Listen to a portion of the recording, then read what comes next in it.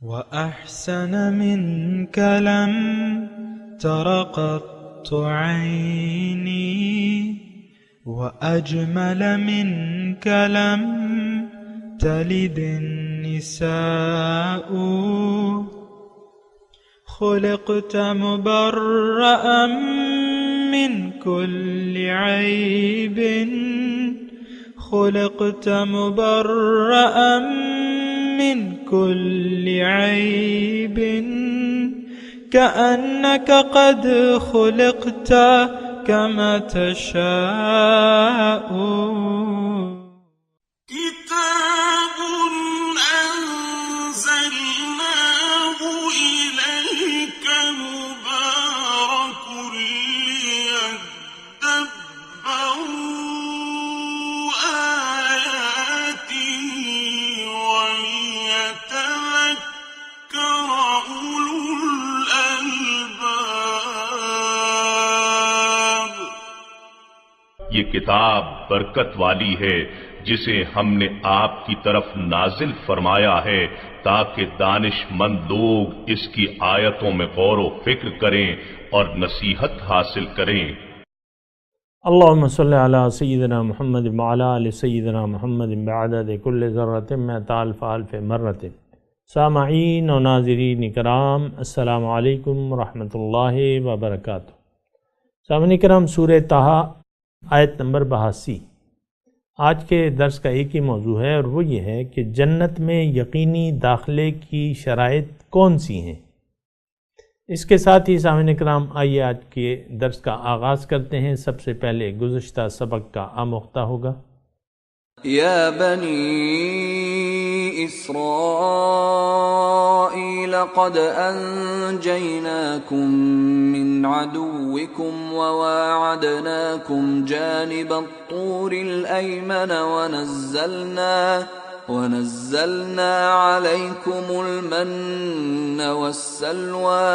اے بنی اسرائیل، دیکھو بے شک ہم نے تمہیں تمہارے دشمن سے نجات بخشی اور ہم نے تم سے کوہ طور کی داہنی جانب آنے کا وعدہ کیا اور وہاں ہم نے تم پر من و سلوہ اتارا.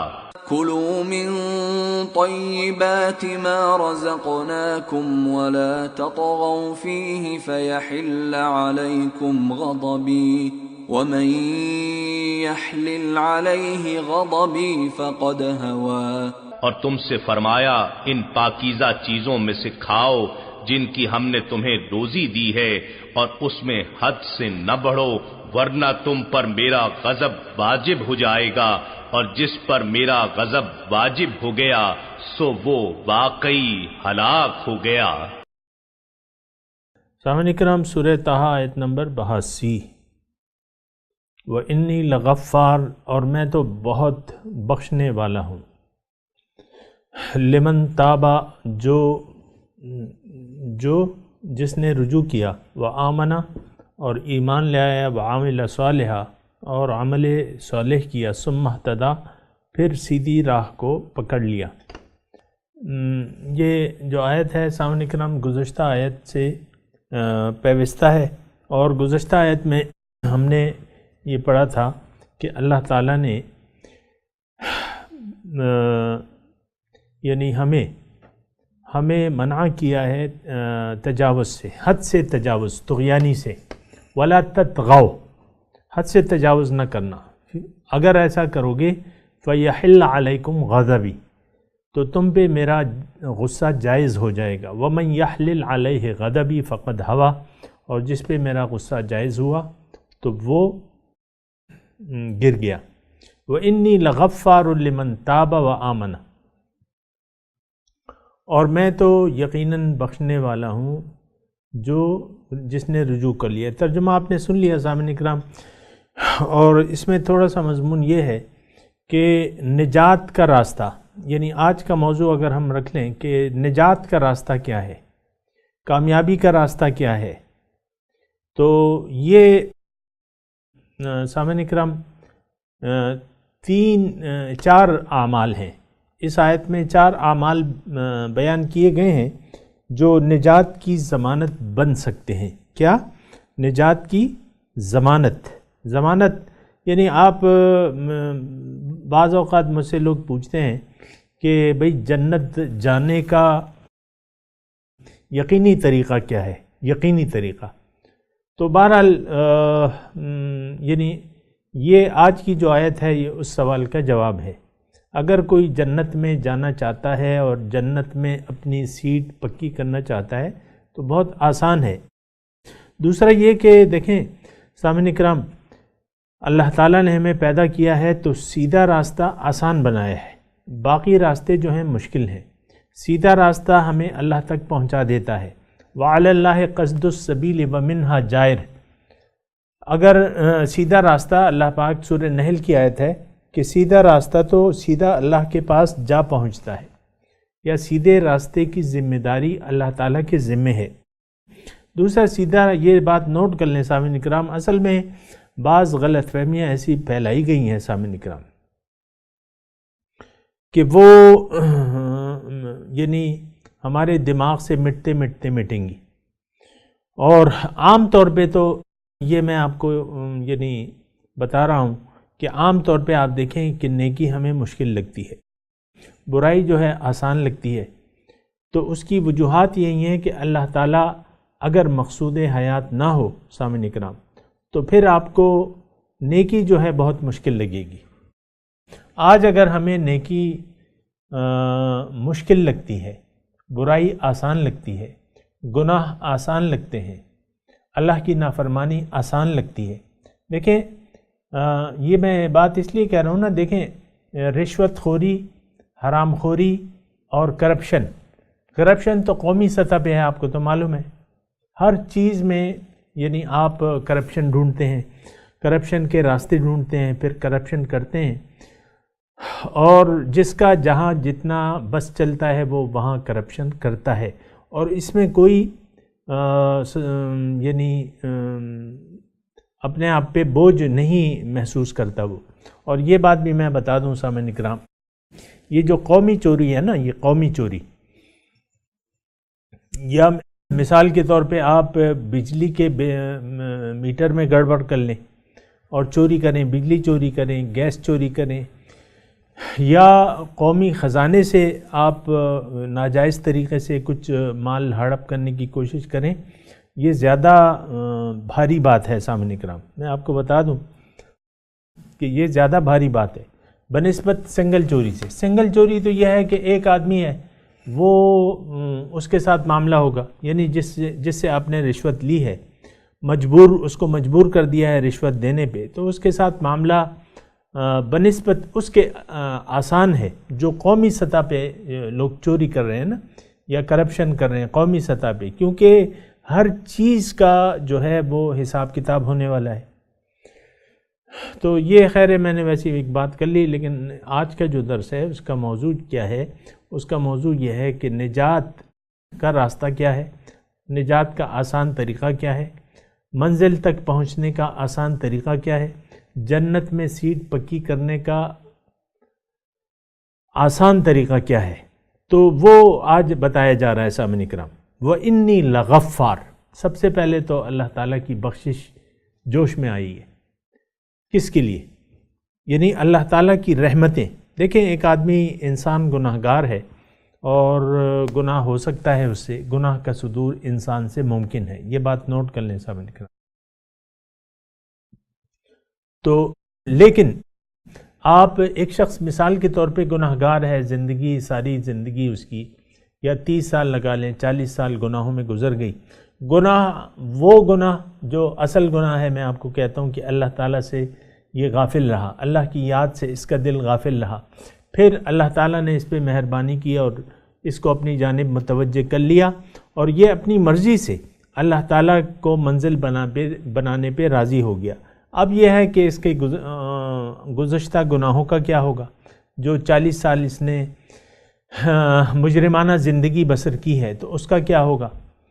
تو اللہ تعالیٰ جو ہے ایسے بندوں پر بہت مہربان ہے. وَإِنِّي لَغَفَّارٌ. یہ مبالغہ کا صیغہ ہے، بہت بخشنے والا ہوں. اور سامعین کرام، یہ اللہ تعالیٰ کی بخشش اور رحمت جو ہے، یہ آپ کو معلوم ہے، وہ یعنی اللہ تعالیٰ اپنے بندے کی توبہ سے کتنا خوش ہوتا ہے، لیکن وہ توبہ جو ہے وہ حقیقی ہونی چاہیے۔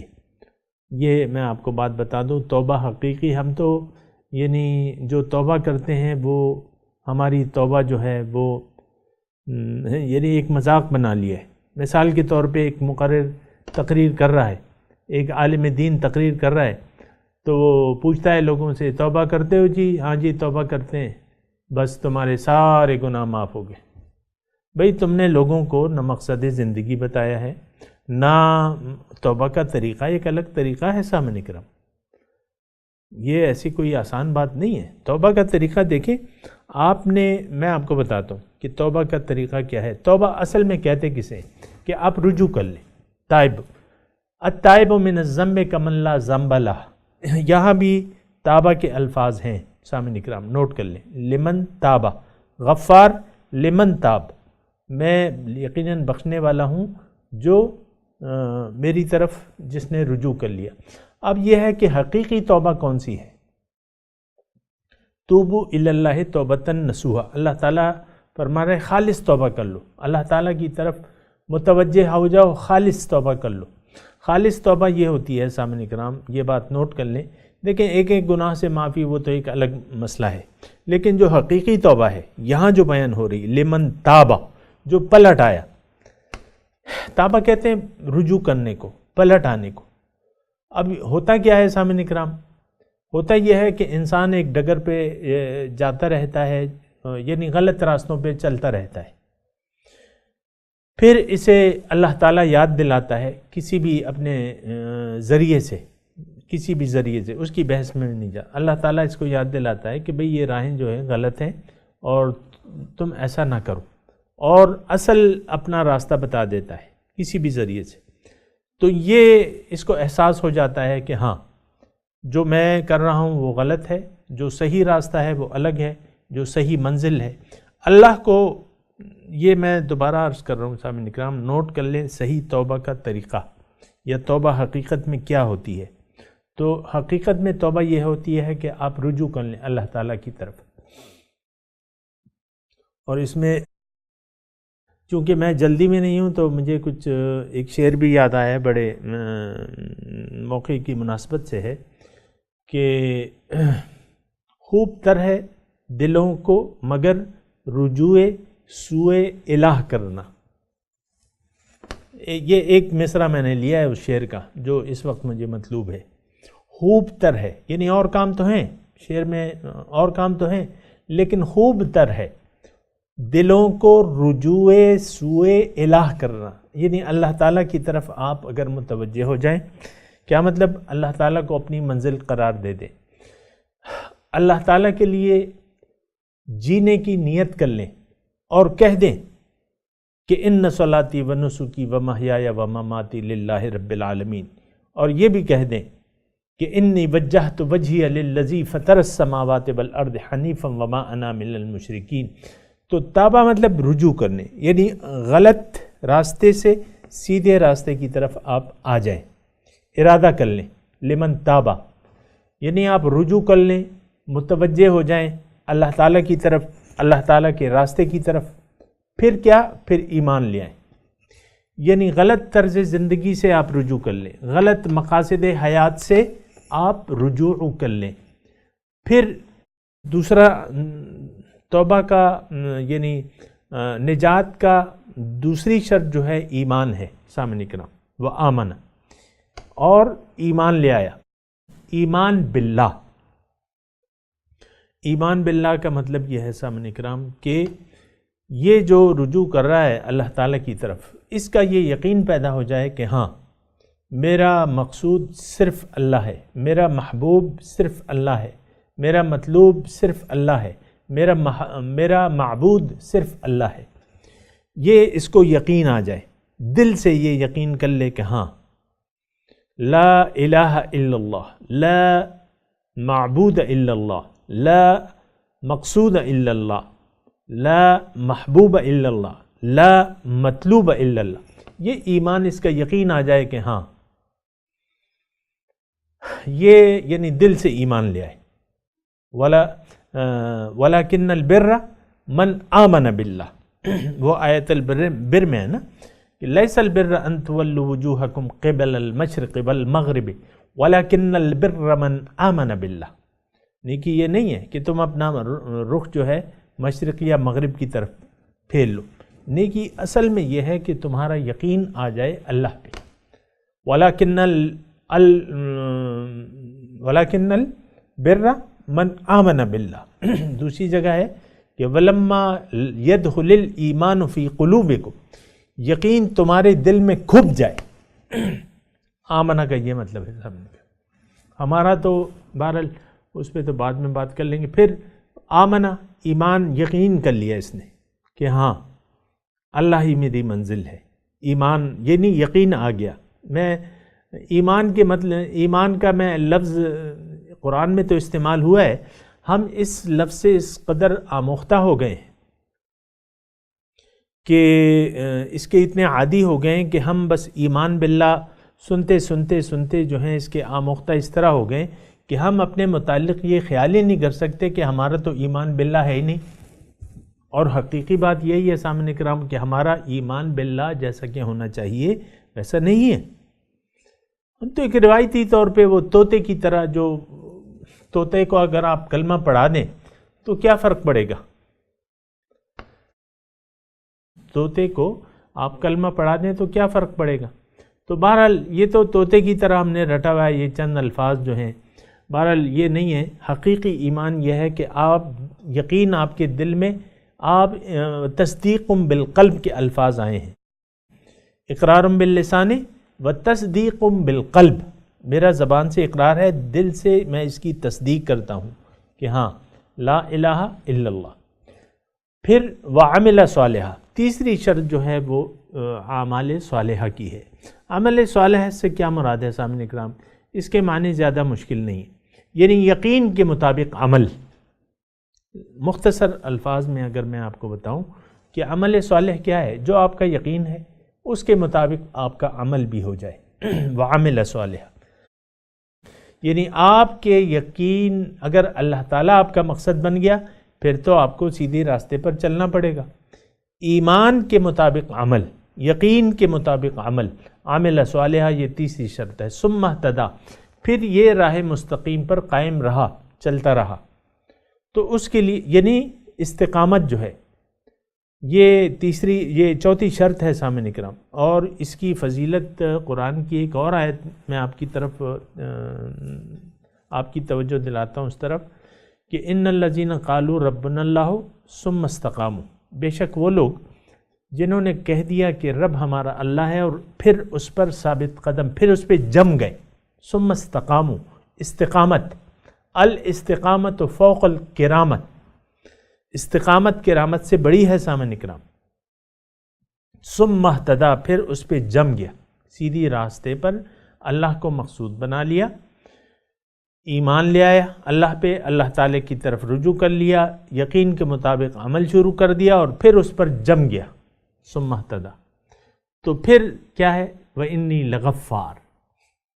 دیکھیں سامنے میں یہ کہہ رہا ہوں نا کہ ایسا ہے کہ استقامت جو ہے وہ اصل چیز ہے.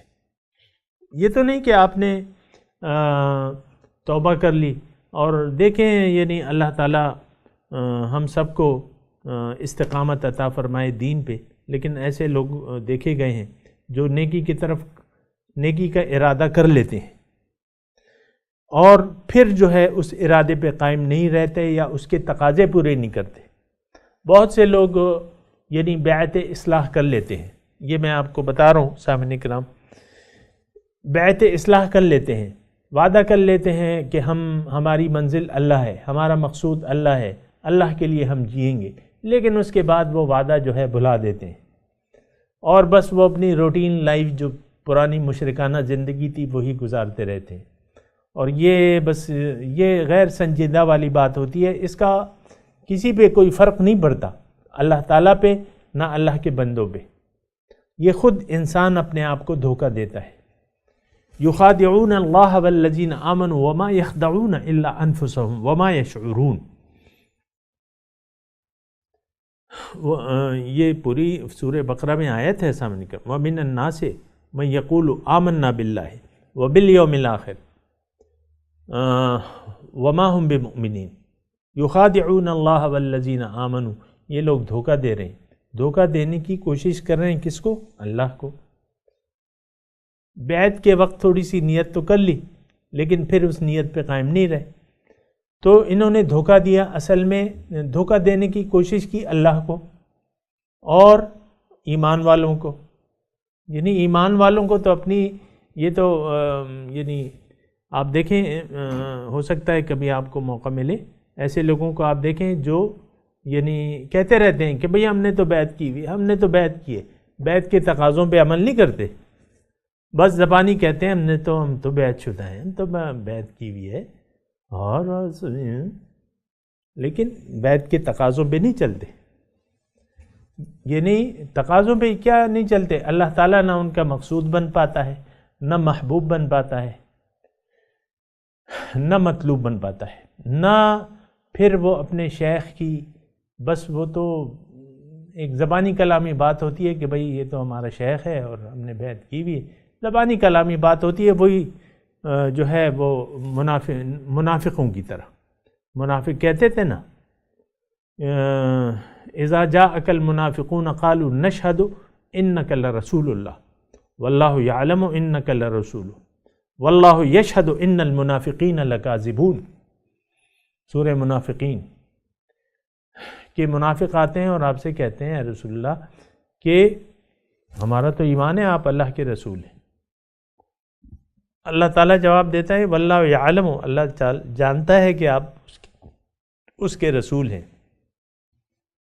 لیکن اللہ تعالیٰ یہ گواہی دیتا ہے کہ منافق جھوٹے ہیں اپنے اس قول میں، تو جھوٹ نہیں بولنا چاہیے سامعین کرام، سیدھی سادھی زندگی گزارنی چاہیے، اور اگر آپ کو اللہ تعالیٰ کو منزل نہیں بنانا تو نہ بنائیں۔ منافق جو ہے سامعین کرام یہ تو سب سے نچلے درجے میں ہوگا، جو زبان سے کچھ کہے عمل سے اپنے کچھ کہے، وہ کافر جو ہے کافروں کو رتبے میں نیچے چھوڑ دیتے ہیں، اور کافر جو ہیں جہنم میں اس سے اوپر ہوں گے، یہ سب سے نچلے درجے میں ہوں گے منافق، تو یہ تھوڑا سا احتیاط کرنا چاہیے سامعین کرام۔ بہرحال تو آج کی جو آیت ہے سامعین کرام ہم نے اس میں بہت مضمون، اس میں مرکزی مضمون ہے، اس کو میں دوبارہ اختصار سے آپ کو یہ جملہ کہنا چاہتا ہوں کہ یہ آیت جو ہے اگر کوئی اس آیت کے تقاضوں پر عمل کر لے تو جنت میں اس کی سیٹ پکی ہے، اور اللہ تعالیٰ اس کا حامی و ناصر ہے، اللہ تعالیٰ اس کی مدد کرے گا، اس کی دنیا بھی اچھی ہوگی اور آخرت بھی اچھی ہوگی، باقی آپ کی مرضی ہے، جہاں آپ جانا چاہتے ہیں وہاں چلے جائیں۔ وَمَا أَعْجَلَكَ عَنْ قَوْمِكَ يَا مُوسَى، اب یہ وہ مضمون جو وہ موسیٰ علیہ السلام کا وہ ہے، مصر میں آ گئے، فرعون کی غلامی سے نجات پالی، مصر میں آ گئے، تو اب مصر میں اللہ تعالیٰ نے ان کو بلایا، کہاں؟ کتاب، یعنی کتاب دینے کے لیے اور جو ہدایات دینے کے لیے بلایا کوہ طور پر، تو یہ اپنی قوم کے ساتھ گئے، قوم کو لے کے گئے قوم کے ساتھ، اور لیکن راستے میں جلدی جلدی چل رہے تھے، اور وہ جو ہے آہستہ آہستہ آ رہے تھے ان کی قوم کے افراد، تو اللہ تعالیٰ نے پوچھا ما اعجلک، تم نے کیوں جلدی کی، عن قومک، اپنی قوم سے، اے موسیٰ، قال ہم اولائی علی اثری، موسیٰ علیہ السلام نے کہا کہ حضور وہ میرے پیچھے آ رہے ہیں، وعجلت الیک رب لترضی، اور اے رب میں نے جلدی اس لیے کی کہ تو راضی ہو جائے، میرا ملاقات کا شوق تھا، بات چیت کا شوق تھا، تو میں تھوڑی جلدی آ گیا، وہ میرے پیچھے ہیں۔ تو اللہ تعالیٰ نے فرمایا قال فإنا قد فتنا قومک من بعدک، میں نے تمہاری قوم کو فتنے میں ڈال دیا ہے تمہارے بعد، وأضلهم السامری، ان کو سامری نے گمراہ کر دیا ہے، یعنی سامری نے اب یہاں تھوڑا سا مضمون یہ ہے سامعین کرام کہ موسیٰ علیہ السلام جب کوہ طور پہ جا رہے تھے تو اپنے بھائی کو خلیفہ بنا کے انہوں نے چھوڑ دیا اپنی قوم میں کہ تم میرے بعد ان کی جو ہے نگرانی کرنا. تو پھر ابھی واقعہ آئے گا یہ سامری کا، تفصیل سے آئے گا، پھر وہاں اس کی تفصیل بیان ہوگی. تو بہرحال ابھی میرے خیال سے یہاں تک کافی ہے، اور میں تلاوت کرتا ہوں. سامعین کرام میرے ساتھ دہرائیے. اعوذ باللہ من الشیطان الرجیم، بسم اللہ الرحمن الرحیم. وَإِنِّي لَغَفَّارٌ لِمَن تَابَ وَآمَنَ وَعَمِلَ صَالِحًا ثُمَّ اهْتَدَى. وَمَا أَعْجَلَكَ عَنْ قَوْمِكَ يَا مُوسَى قال هم أولئك على أثري وعجلت إليك رب لترضى. قال فإنا قد فتنا قومك من بعدك وأضلهم السامري.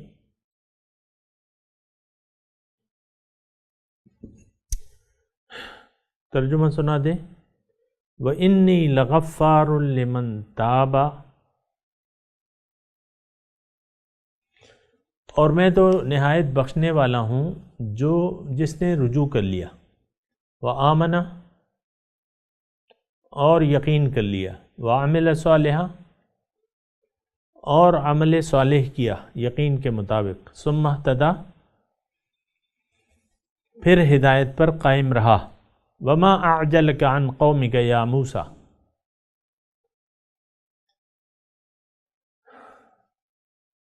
اے موسیٰ تم کیوں جلدی آ گئے اپنی قوم سے. قال ہم اولئک علی اثری،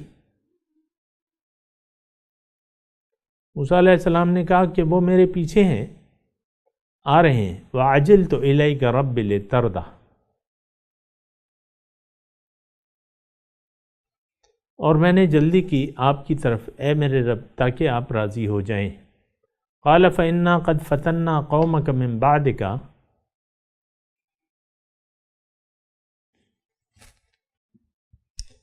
اللہ نے کہا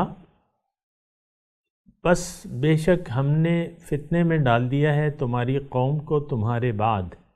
وَأَضَلَّهُمُ السَّامِرِي، اور ان کو سامری نے گمراہ کر دیا. سامعین کرام اب ان آیات کی تلاوت اور ترجمہ سنتے ہیں. وَإِنِّي لَغَفَّارٌ لِمَن تَابَ وَآمَنَ وَعَمِلَ صَالِحًا ثُمَّ اهْتَدَى. And I am forgiving towards him who repents, believes, acts righteously, and then remains guided. وَمَا أَعْجَلَكَ عَنْ قَوْمِكَ يَا مُوسَى. And what made you rush ahead of your people, O Moses? قَالَ هُمْ أُولَئِكَ عَلَى أَثَرِي وَعَجِلْتُ إِلَيْكَ رَبِّ لِتَرْضَى. He said, they are following in my footsteps, and I hurried on to you, my Lord, that you may be pleased. قال فإنا قد فتنا قومك من بعدك وأضلهم السامري. He said, we have tested your people in your absence, and the Sumerian misled them. اس کے ساتھ ہی آج کے درس کا وقت اختتام کو پہنچا. انشاءاللہ اگلے درس میں ملاقات ہوگی. وآخر دعوانا ان الحمدللہ رب العالمین. والسلام علیکم ورحمۃ اللہ وبرکاتہ.